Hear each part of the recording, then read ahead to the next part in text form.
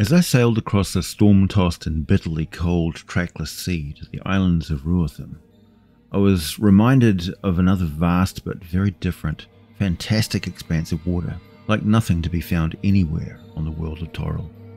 The river Oceanus flows from the plain of Thalacia, the fourth realm of blessed Elysium, and somehow forms a path across several upper planes before ending, so to speak, on the plain of Aqualor, which is also known as Osa by the locals. In truth, there are many portals within the depths of Aqualor's endless ocean that leads directly back to Thalacia, and so the flow of the river Oceanus is a vast loop, topped up eternally by just as many portals to the plane of elemental water. Within Oceanus, there are thousands of unique aquatic ecosystems and populations of creatures found nowhere else. And while I have many to talk about today, the most impressive of the creatures to be found there are the mighty Oceanus dragons. You can find specific creatures in this video by using the timestamps in the video description, and make sure the captions are enabled so you can see how the names are spelled if you go to the Forgotten Realms wiki page to find more information on each one.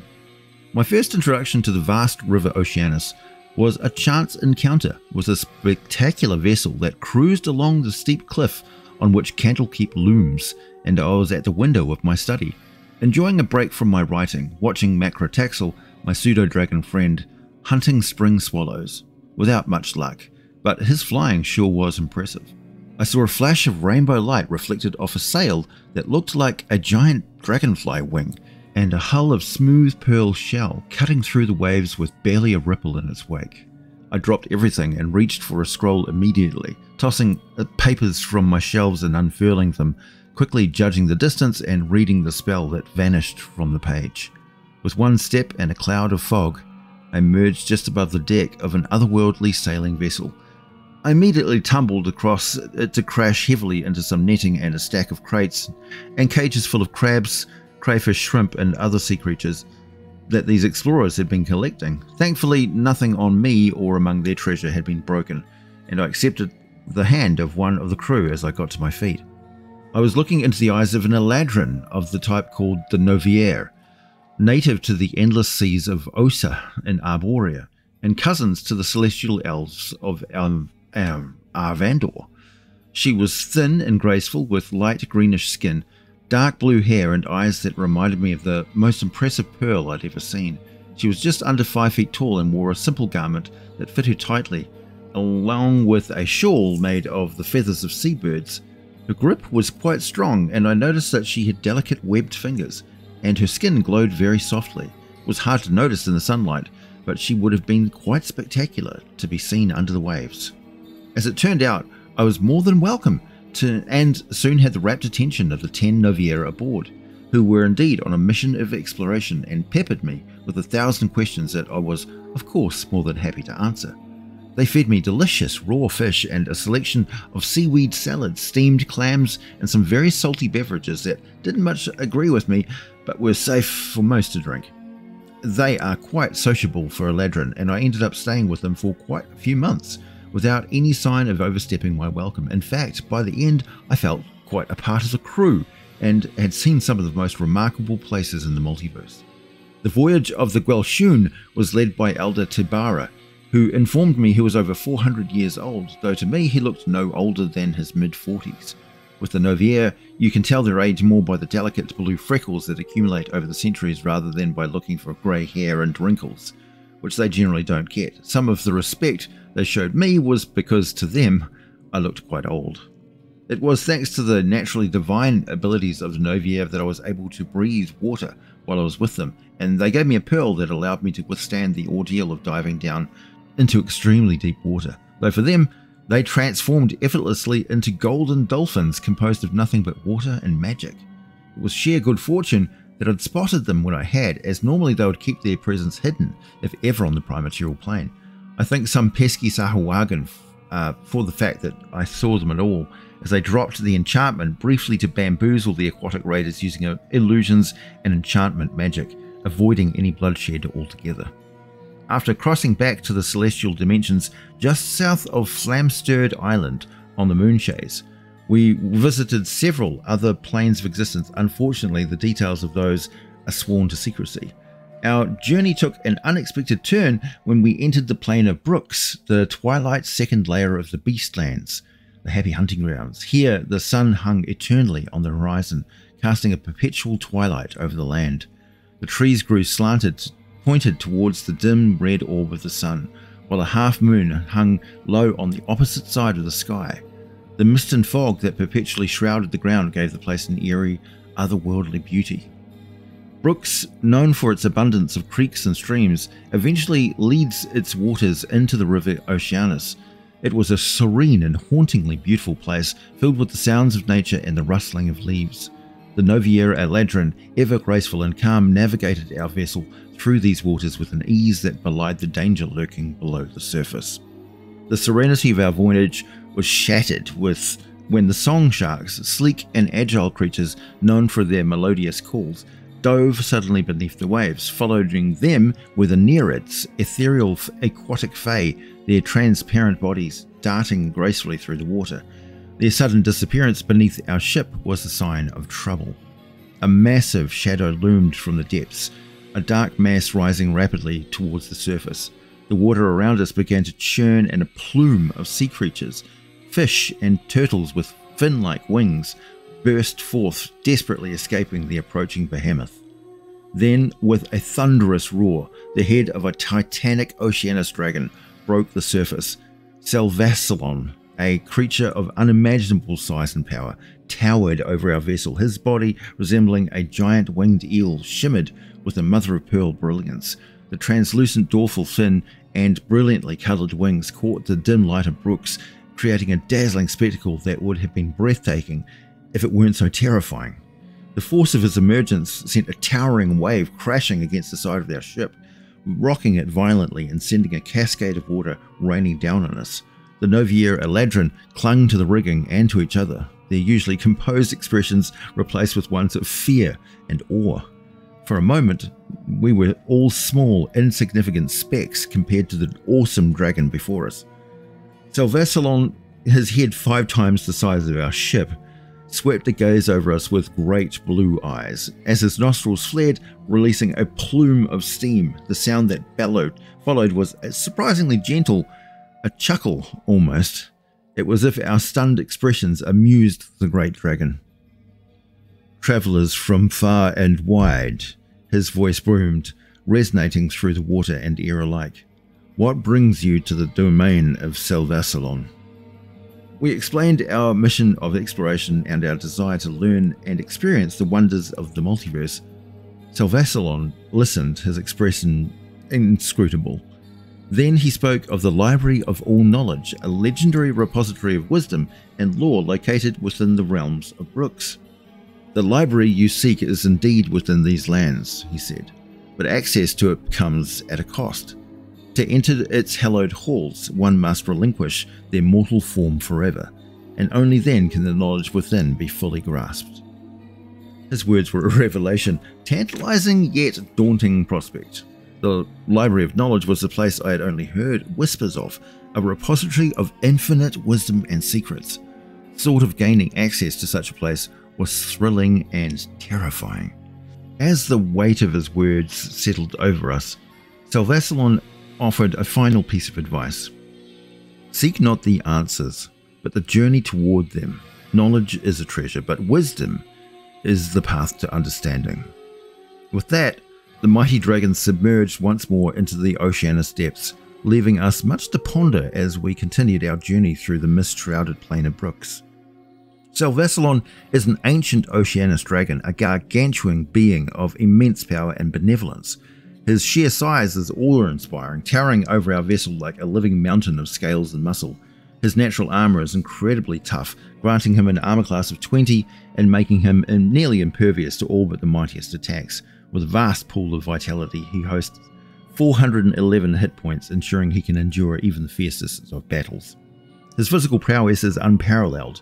Selvelsalon's strength is legendary, with a strength score of 29, giving him +9, allowing him to crush foes with ease, while his agility might not be as notable, with a dexterity of 10.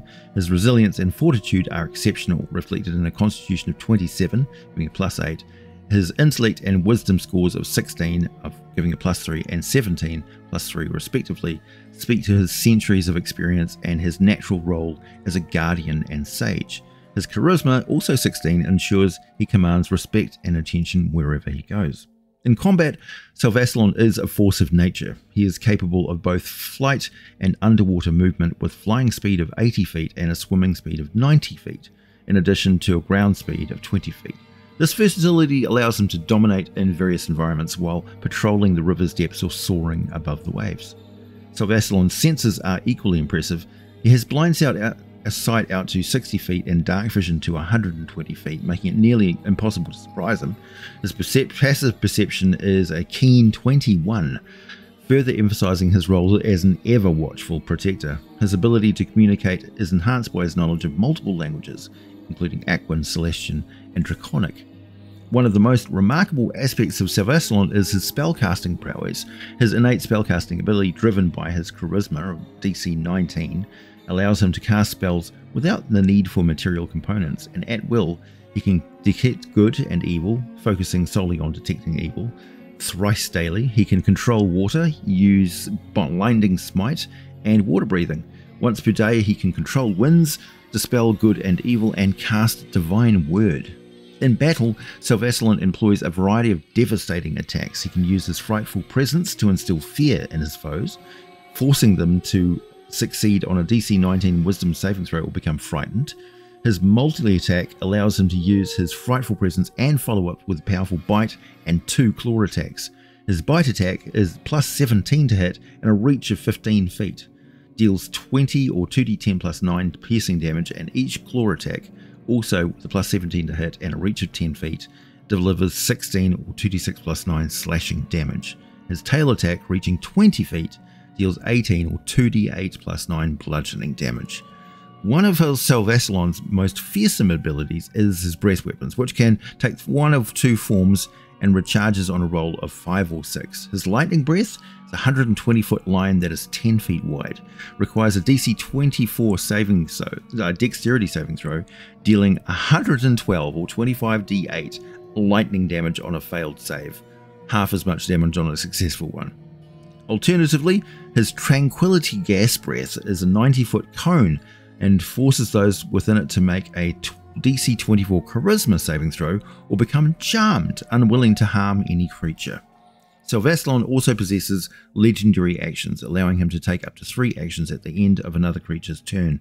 These include making a wisdom perception check with detect, a tail attack, or a waterborne fury, which costs 2 actions. Waterborne Fury involves a tail attack that deals an additional 13 or 3d8 lightning damage and grapples the target if it hits. Despite his formidable battle capabilities, Selvelsalon prefers to end conflict swiftly and peacefully. His tranquilizing breath weapon and spell-like abilities are his primary tools for neutralizing threats. However, he will not hesitate to engage in direct combat when facing particularly resilient or evil foes. His unique ability to smite evil once per day allows him to deal an additional 90 or 220d8 radiant damage to an evil aligned target, making him a formidable opponent to any malign force. Selvelsalon's dedication to protecting the river Oceanus and its travelers is unyielding. His lair, often a hidden cave along a riverbank or submerged underwater, serves as his base of operations. Despite the comfort of his lair, he spends little time there, constantly patrolling his domain to aid good aligned beings and thwart evil. His longevity and wisdom have made him a respected figure among the denizens of the upper plains, and many celebrate his role as a guardian of the river Oceanus. A mile underwater, Selvelsalon's lair is an immense cavernous complex beneath the waves. This vast underwater palace is a wonder, carved from ancient rock and coral and adorned with bioluminescent flora that bathes the halls in soft otherworldly light. The lair is not just a home to Selvelsalon, but also to a unique species of Fey who have made this magical place their sanctuary. These Fey, known as Asrai, are shy, delicate and elusive fairies native to the deep waters of the Beastlands, particularly to the river Oceanus, and known as Shora and Ysgard. The Asrai appear as delicate, humanoid-shaped fairies that stand around 1 to 4.5 inches or 2.5 to 11 centimeters tall. They have long golden hair that constantly grows, often reaching down to their buttocks or calves. Rarely wearing clothing, they prefer to use their hair to cover their modesty, with their hair twisting and flexing in unconscious reaction to their feelings. The Asrai are highly intelligent, but extremely shy and fearful, often refraining from speaking to avoid being tricked into captivity. Despite their reclusive nature, they possess a unique magical ability. When a group of them swims in a weaving, darting water dance, they create the effects of a hypnotic pattern. This dance not only captivates observers but also charms fish, which then refuse to attack the Asrai. Their bodies are highly sensitive to true sunlight, which can be fatal, although artificial sunlight has no effect on them. Upon death, they dissolve into small pools of water. The Asrai are known for their peaceful nature, never attacking out of malice or vengeance, but only to defend themselves. They carry no weapons, rely instead on their magic and teeth if needed. While most Asrai do not wield weapons, those inhabiting Arborea are known to use small bows made of springy willow and braided water, with arrows smeared in fish guts that can potentially infect their targets with disease. Living as wanderers, the Asrai travel their watery homes in schools, much like fish. Their society is structured with leaders, called pilots, who guide their yearly migration from warmer waters to cooler ones. Competition to become a pilot's apprentice can be intense, and Asrai love pearls and other shiny, lustrous valuables, though their small size means that they typically possess only one or two small items of great beauty. Asrai are a vegetarian species that feeds on algae and water plants such as kelp. They come up to feed only at night, making them strictly nocturnal. While they'll inhabit fresh and saltwater bodies, they typically reside in freshwater and feel sluggish when transitioning from one type of water to another. In their freshwater homes, they live in shadowy places such as caves, logs, or under riverbanks. In the outer plains, Asrai can be found in bodies of water in the Beastlands, Isgard, and Arborea. The largest school in the outer plains resides in the river Oceanus, though they rarely surface except in nights when the algae bloom. They also have loose ties with the Sealy court, though they seldom show themselves there. The Asrai speak their own language and the language of various aquatic creatures, including fish, mermaids, and sea elves. And those in Arborea also know the language of the nature spirits, such as dryads and oreads. The Asrai maintain relationships with nymphs, sirens, selkies, and various aquatic animals, and are often welcomed by these creatures and sea elves within the Sealy court. The Asrai of Arborea often coordinate with the plains nature spirits to punish anyone who infringes on Arborean waters. In the river Oceanus, they sometimes act as companions, guides, or translators for the Bailina. Despite their peaceful nature, Asrai are sometimes targeted by evil fisherfolk who capture them to sell to creatures of the lower plains that consider them delicacies. The captured Asrai can fetch a price of 200 to 300 gold pieces. They also serve deities such as Deep Sashalis, Erevan, Elisir, and Hanalil Kinalil. Ancient legends speak of the Asrai once serving as guides across the river Oceanus, but they have long since abandoned this duty. There are rumours of Asrai inhabiting the elemental plane of water, the aqueducts and sewers of Sigil, and even the primaterial plane. However, their elusiveness makes these rumours hard to confirm. Some tales even mention an Asrai queen hidden within the Sealy court, residing in a bottomless well or a spring of pure, ever-flowing water. My name is AJ Pickett. Thanks for listening to this tale, and as always, I'll be back with more for you very soon.